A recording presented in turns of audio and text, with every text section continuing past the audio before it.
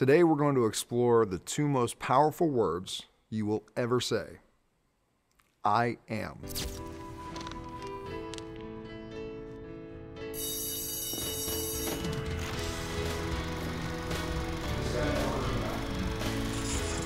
the first step.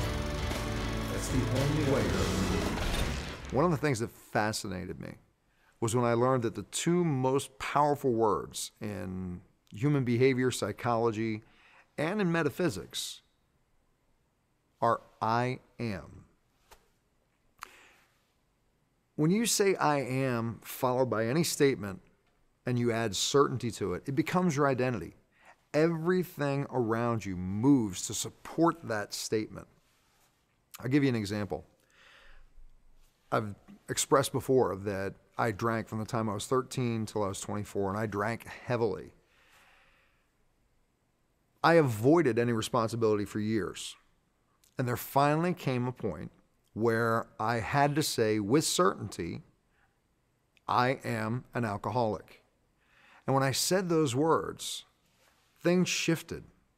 On an unconscious level, I no longer was able to make excuses for why I was drinking. I now had the identity, the statement that I was an alcoholic, and everything I knew on an unconscious level came up to support me in that statement. Now, let me explain conscious and unconscious for a moment. Your conscious mind filters things through your beliefs, through your rules, through your values. Your unconscious just absorbs everything like a sponge. But it is called to action based on how you direct your focus. For me, identifying myself as an alcoholic, all of a sudden, it brought up all these references and these resources and said, okay, if you're an alcoholic, here are the ways that you act. It gave me a starting point to start correcting my life because I was no longer denying my involvement in how I'd messed up my life. So I started taking actions that supported me in being a recovering alcoholic.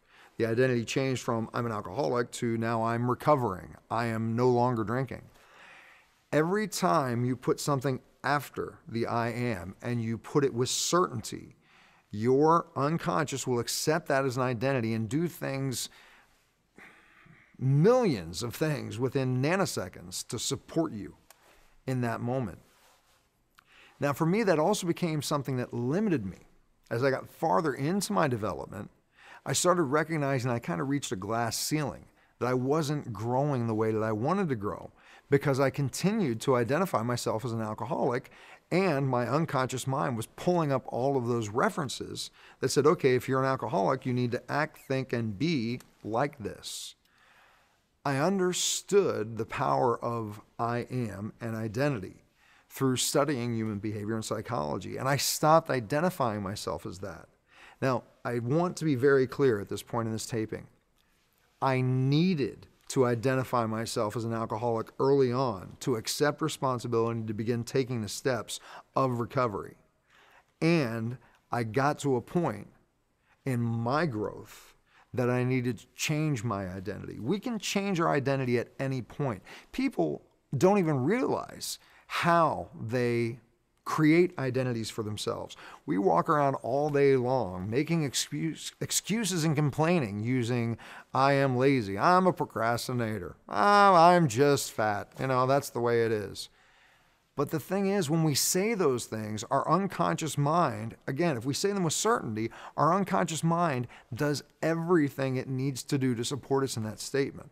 So what I invite you to do is to become aware of how you label yourself. Now, I've had people come to me and go, well, I've been taught to do incantations and affirmations that say, I am thin, I am a non-smoker, I am these things. The challenge is that you're saying that on a conscious level and you're filtering it. Okay, you're not doing it with certainty. So you're saying, I am thin, and the next moment your conscious brain is going, no, you're not, you're fat.